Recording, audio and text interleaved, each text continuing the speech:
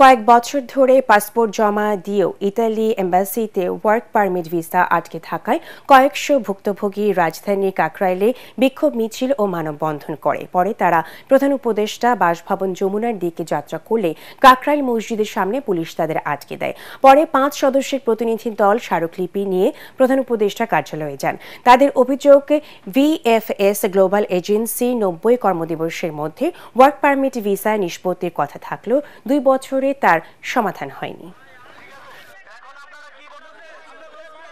VFS গ্লোবালে আমাদের সম্পূর্ণ paper জমা দিয়েছি ইটালি ভিসা প্রসেসিং করার জন্য। প্রায় 1.5 বছর হয়ে গেছে, এখন পর্যন্ত আমাদের ভিসা দিচ্ছে না। ফায়ার সার্ভিসে জয়েন দেওয়ার কথা ছিল 2023 সালের ডিসেম্বর মাসে, কিন্তু ওয়ার্ক পারমিট হাতে পাওয়ার কারণে আমি চাকরিতে জয়েন দেই নাই।